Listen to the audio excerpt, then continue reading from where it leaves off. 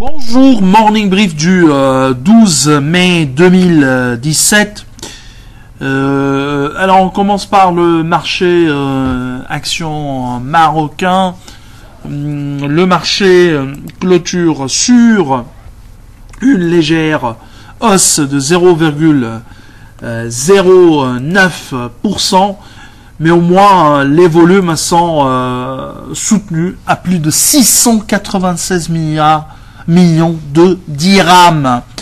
Le plus important volume a été réalisé sur Banque Centrale BCP,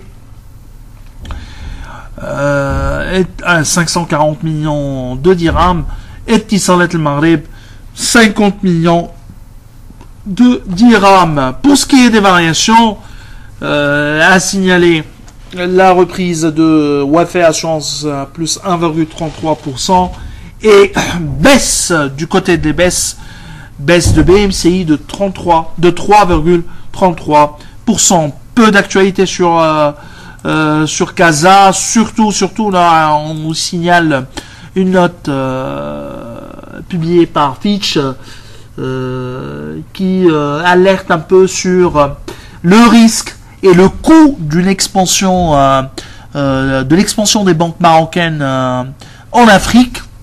Là, nous, vous connaissez un peu notre avis sur tout ce qui est expansion, disons, hors frontières locales. C'est que ces expansions sont très coûteuses en termes de fonds propres, de consommation de fonds propres, et que c'est vrai, il y aura de la croissance. Tu es en train de racheter de la croissance, mais cette croissance est pour le moment très risquée, et sa rentabilité n'est pas garantie. Au contraire, on le voit par exemple avec le cas sur Tunis, pour Tunisie Zing, avec l'opération Alios. Bref, Fitch alerte un peu sur le coût de l'expansion africaine des banques marocaines. Elle a pris le cas par exemple le dernier cas de Barclays Égypte, qui devrait, selon Fitch Ratings,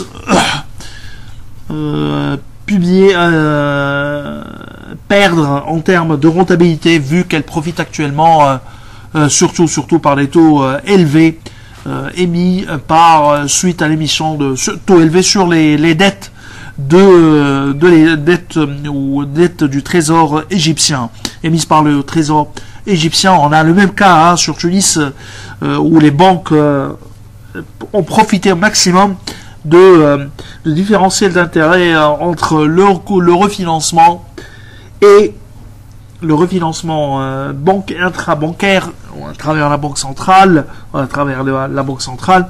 et les taux émis par le trésor tunisien.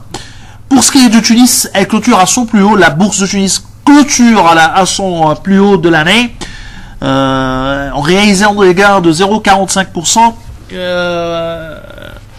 On est au plus haut de l'année, encore une fois d'ailleurs, grâce aux bancaires. Les bancaires s'envolent, plus de 0,92%, renforçant leur gain annuel à plus de 4,2%, à presque 4,3%.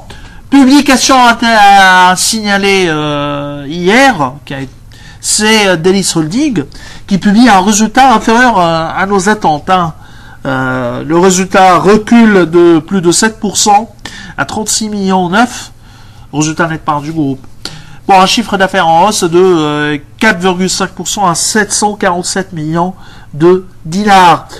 La marge d'EBITDA donc a reculé de 60 points de base à 12,1%. Si on ajuste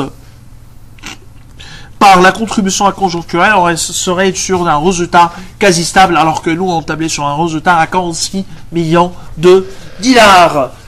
Donc chiffre inférieur à nos attentes, notamment en termes de marge d'EBITDA, et notre modèle sera certainement révisé à la baisse. Nous actuellement on est à l'achat avec un TP à target price à plus de 22 dinars.